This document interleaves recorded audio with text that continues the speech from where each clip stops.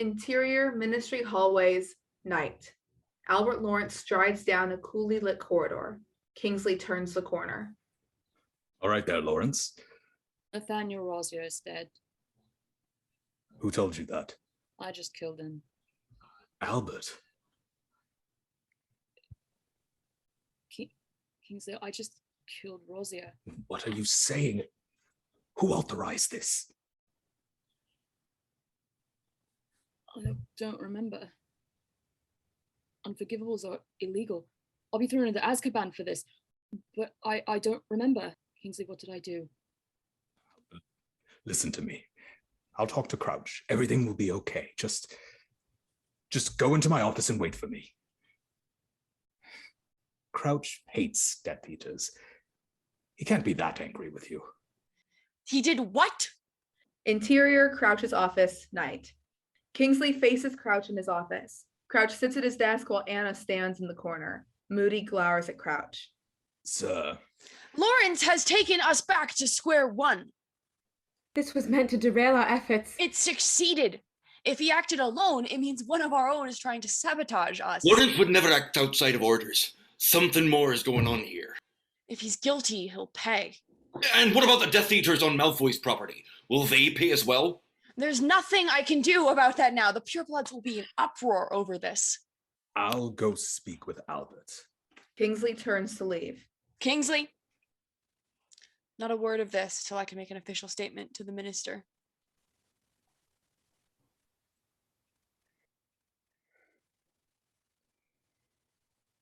Sir, may I be dismissed? I have other reports. Go. Our plan will need to be rewritten anyway. Alistair, you stay. Interior Ministry hallway, night. Anna follows Kingsley out of the office. They walk a little ways away from the door and find a quiet space in the hall to have a hushed conversation. Something's not right here. I agree. Albert admitted to the crime immediately without remorse, and then it's as if he woke up from a dream. You think he was imperius? Only two parties knew of Rosier's location, our department and the Death Eaters. No one in our department would want to set us back like this. Maybe Voldemort wants Rosier out. If Rosier had truly offended him, he would have killed him on the spot, but if it was a strategic move... Crouch is right about one thing. This will definitely rile up the purebloods. We'll save him. Find proof. Somehow. Interior Kingsley's office, night. Albert sits patiently inside. He looks up hopefully. Albert. Kingsley shuts his office door behind him.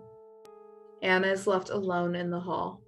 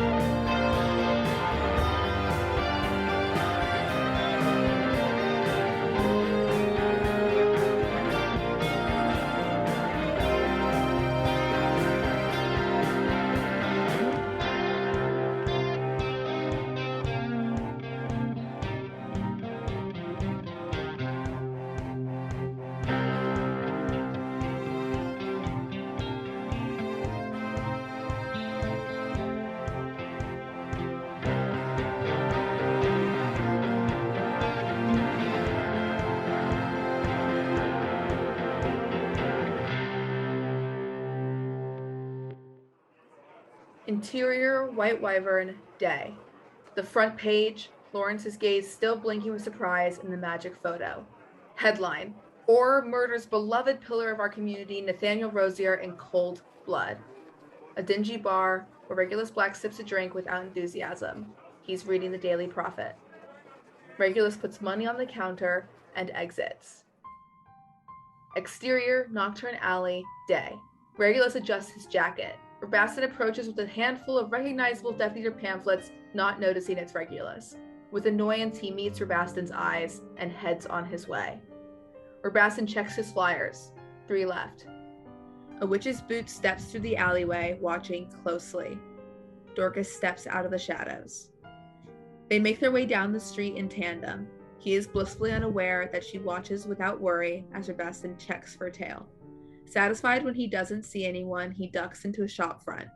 Dorcas notes the sign above the door. Knucklebones Ink and Print Shop, established 1734.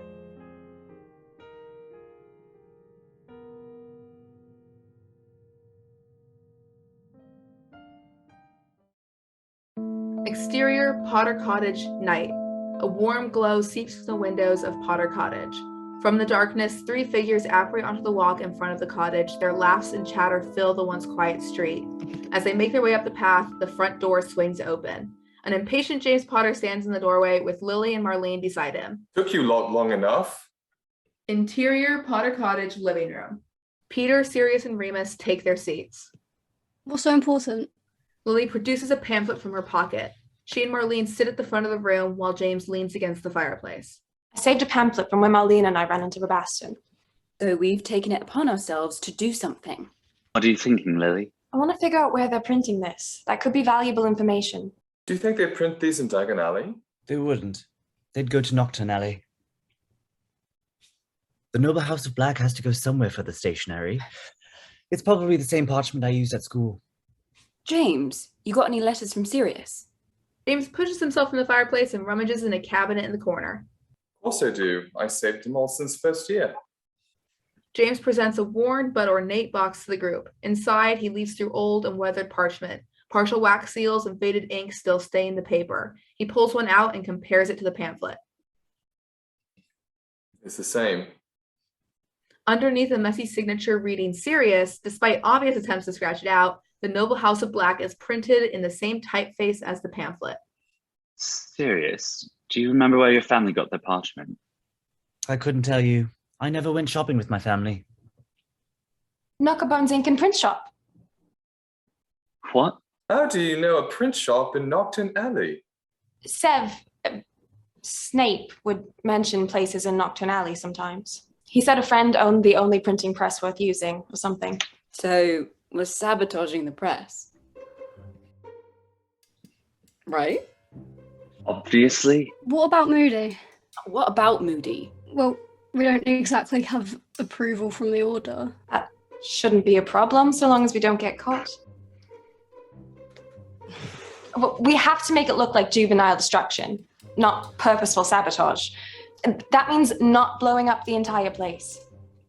It's been a while since we've done anything like this. And oh, how good it feels to be back.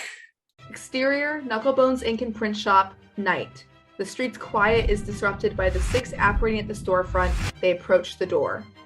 It's for good luck, anyone? Ew. Oh my God, Rick. Oh. Ready? Here we go. Alohomora. Interior, a Knucklebones Ink and Print Shop, night. The Marauders enter. There are aisles formed between pieces and shelves stacked of parchment, inks, and other materials. Cut to Sirius and James running amok in the front, sending spells over their shoulders and blasting paper stacks behind them. Don't Padfoot! Oh! Marlene runs the perimeter on the left side, checking any doors, under shelves, grabbing random things off of shelves to examine and tossing them over her shoulder. Lily runs on the right side, equally destructive. Remus and Peter focus on the printing press, covered in a white sheet. I'll take care of this. Can you blast around it? The machine, the shelves, just make it look messy. Sure. You can do this, Peter. I know we usually puppeteer behind the scenes, and then those 2 idiots front and center, but try and be impossible. Peter points his wand at a vase. Sendo! It crashes. Peter blasts spells around the room with glee. Remus lifts up the white sheet. We don't see underneath it, but his face breaks into a grin. This'll be fun. Interior Knucklebones ink and print shop, front, night. Defender. He sweeps his wand through a stack of papers in the window display. They scatter in pieces. Interior Knucklebones ink and print shop, back. Marlene and Lily reach the back at the same time. Impulsos! Marlene blasts the bookshelf with a spell that makes the books fly out while Lily ducks without needing to be told. Defender! The books split in half in midair. They are completely in sync.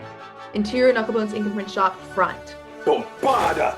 Bombarda! Bombarda! James shoots spells all around the shop. It looks completely disorganized, but none of the explosions are hitting his friends. He knows exactly where he's casting them. Sirius points his wand at a pot of ink. Engorgio. In unison, James points his wand at the ink pot. Bombarda! Ink flies everywhere. We see that James and Sirius are just as in sync as Marlene and Lily, just on the chaotic side of the spectrum.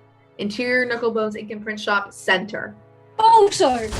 The blasting spell hits the clock on the wall. Massive explosion, big mess. Marlene and Lily arrive on the center area along with Sirius and James. A clanking sound and the entire white sheet collapses. Remus steps back. Even Reparo can't fix that. You sure? Remus whips the white sheet off. Nothing's there. I'm sure. We have to destroy everything they already made as well. What do you reckon? Fire? No fire. Water would work just as well. Make it look like flooding from the pipes. Aguamenti! Water soaks from the stacks of pamphlets, ruining them. Brilliant. You're a little mastermind, Wormtail. Great! Now let's get out of here. Sirius dashes up from the front, caught up in the moment. Incendio! Everything that Peter was wetting bursts into flame. Mischief managed. Sirius! Exterior Knucklebones print shop, night. Dorcas sees flames and smoke pouring out of the Knucklebones ink and print shop. Oh, no. Interior Knucklebones ink and print shop, front. Everyone turns as Dorcas bursts through the front door. Oh, hi, Dorcas. So glad you could join the party. What the bloody hell do you think you're doing? Which answer means we're still friends? Friends, don't help my investigation. Dorcas, you made it! Codric, are you all here? Have you RSVP'd to the wedding yet? I'm a bridesmaid, James. I know, but doesn't everyone have to RSVP? Sirius, we had a plan. I thought it needed something a little more. Darling, what are you doing here? Moody had me watching the place for suspicious activity. What are you doing here? Didn't you get my note? What note? You a note? No, I left you a note. What? Where? Where we always leave them. Where was your note? By the clock. You always check the time before you leave the flat. I asked for the bare minimum, Sirius, to not destroy everything. I was improvising. Let's go. As they exit, Dorcas looks at the damage. She lets out an exhausted, disbelieving laugh. Marlene puts an arm around her and gives her an apologetic kiss. Exterior Nocturne Alley, night. Up the street between two buildings, Regulus Black appears, walking back from the pub. He clutches his wand. He peers around the corner, his gaze drifting to the fire. Marauders and company exit the building. One last muffled boom. The fire inside of the shop burns brighter, now engulfed in flames. Regulus stares, recognition in his eyes. His grip on his wand tightens, but it stays at his side. With a spare glance over their shoulders, our heroes disapparate. A long inhale from Regulus, the fire reflecting in his eyes. His shaky exhale in the dark.